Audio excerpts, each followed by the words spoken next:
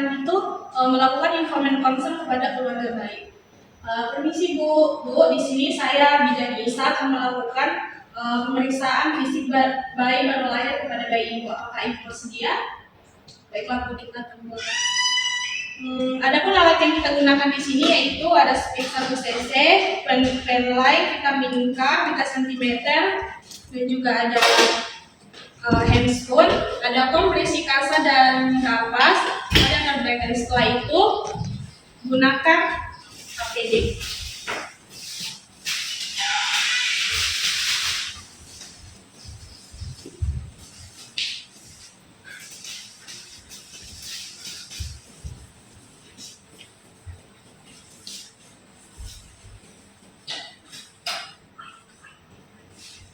Lalu setelah melakukan dan memakaikan alat APD, kita akan mencuci tangan dengan nanomarker.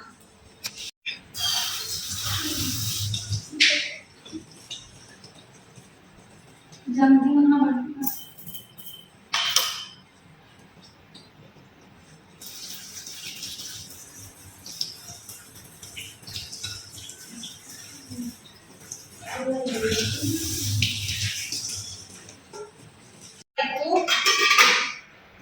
Itu katakan ampul vitamin K.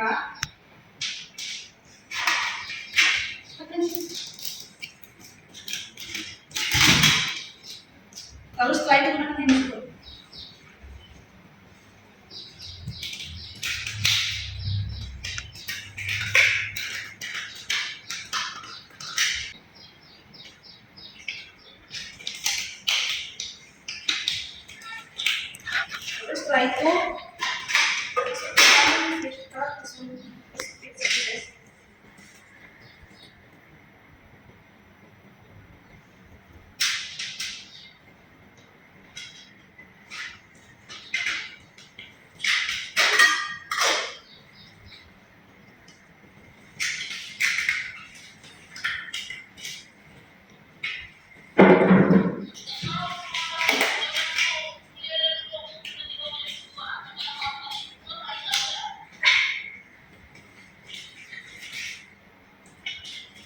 Lalu setelah itu kita buka pakaian bayi, lalu lihat apakah menangisnya kuat atau tidak, lalu lihat warna kulitnya apakah kemerahan atau pucat atau kuning. Lalu setelah itu lihat keaktifan ototnya. Setelah itu kita ukur tanda-tanda kita mulai dari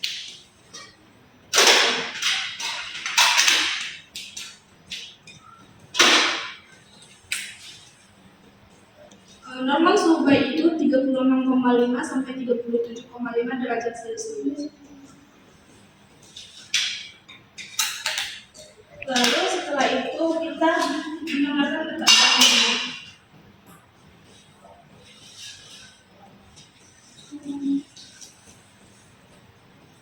Normal detak jantung ini 120 sampai 160 kali per menit.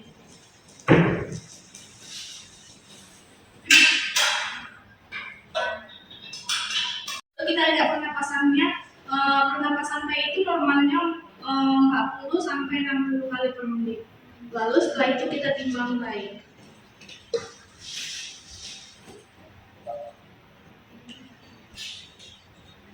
Normal berat badan bayi itu 2.500 sampai 4.000 gram.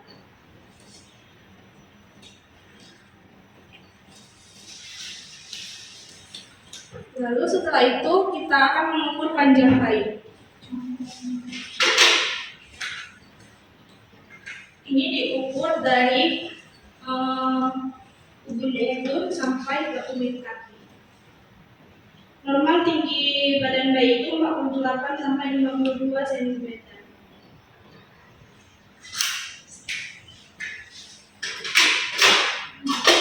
Lanjut ke pemeriksaan kepala. Di kepala yang kita periksa itu lihat ubun-ubun apakah cekung atau tidak, lalu lihat apakah ada molase atau tidak, lalu lihat apakah ada kapus sexedendum atau sepal hematom. Lalu setelah itu kita lihat pemeriksaan mata.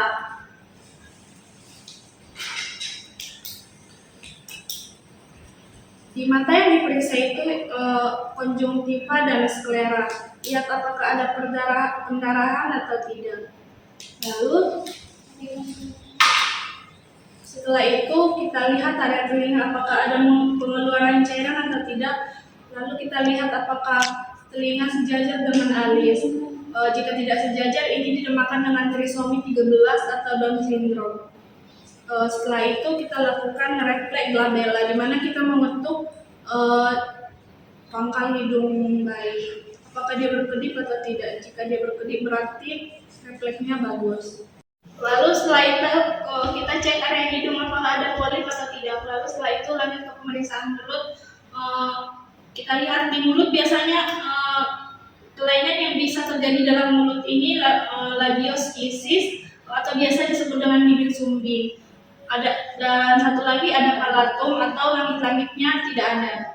Setelah itu kita lakukan refleks routing, di mana kita meletakkan jari telunjuk di sisi bibir bayi apakah dia menoleh atau tidak. Adapun refleks swallowing dan shaking bisa kita lihat pada saat ibu menyusui bayinya. Baiklah, di sini di area leher kita akan memeriksa area leher.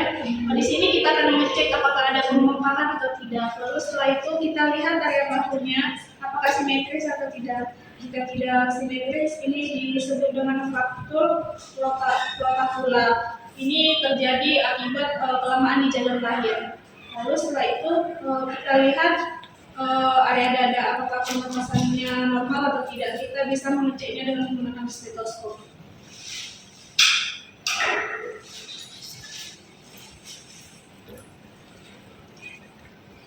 Jika yang terdengar bunyi luk-luk berarti pernapasannya bagus.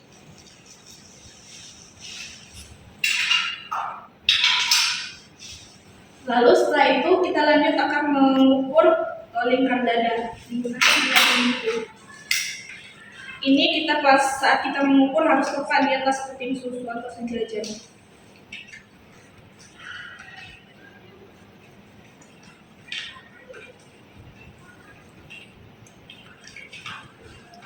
Normalnya ini 33 sampai 35 cm.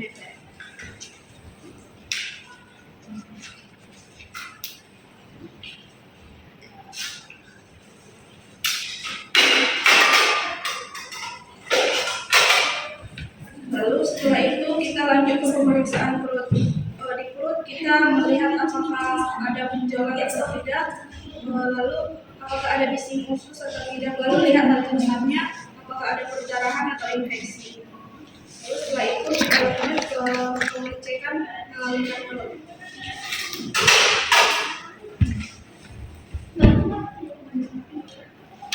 Normal lingkar perut ini 33 sampai 35 cm.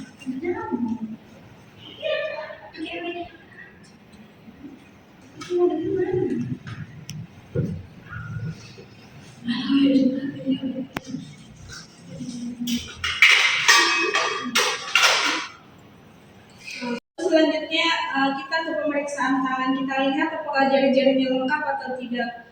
Kelainan yang bisa terjadi biasanya disebut dengan polidaktil, bisa disebut dengan jari-jarinya lebih. Dan satu lagi ada sindaktil atau jari-jarinya lengket. Lalu yang kedua kita akan memeriksa area genitalia. Jika bayinya laki-laki, kita akan melihat apakah testis sudah masuk ke dalam skrotum atau belum. Jika bayinya perempuan, kita lihat apakah labia mayor sudah menutupi labia minor. Lalu setelah itu kita melakukan pemeriksaan pada kaki bayi. Di sini kita lihat apakah kakinya simetris atau tidak. Lalu kita lakukan refleks baby instinct dengan cara mengoreskan jari kita ke telapak kaki bayi, apakah refleksnya bagus atau tidak. Lalu selanjutnya kita akan lanjut ke pemeriksaan punggung dengan cara meraba bagian punggung bayi. Kita lihat di sini apakah ada tulang punggung bayi, apakah ada benjolan. Kalau jika ada kelainan bisa disebut dengan spina bifida. Lalu setelah semua pemeriksaan selesai, kita akan menyuntikkan vitamin B.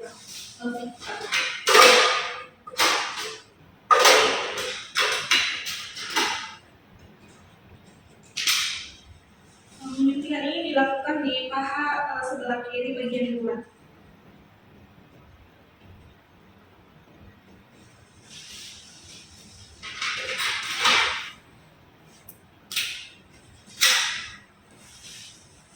Jika serangkaian pemeriksaan telah dilakukan, kita pasangkan kembali kunci bayi.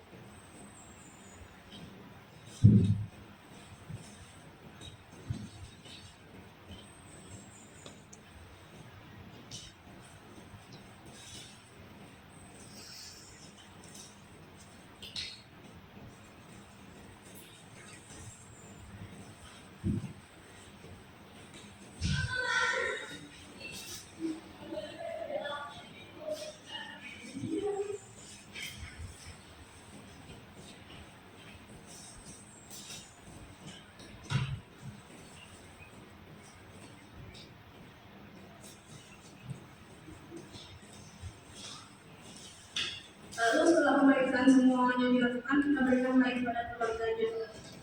Dan setelah kita mencatat semua dari hasil pemeriksaan yang kita lakukan, kita wajib memberitahu kepada keluarga bayi. Baiklah Bu, di sini saya sudah memeriksakan dari atas kepala hingga bawah kaki bayi Ibu, semuanya normal ya Bu, tidak ada kelainan.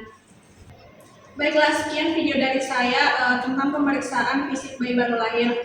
Jika ada kesalahan kata, saya mohon maaf. Sekian, terima kasih.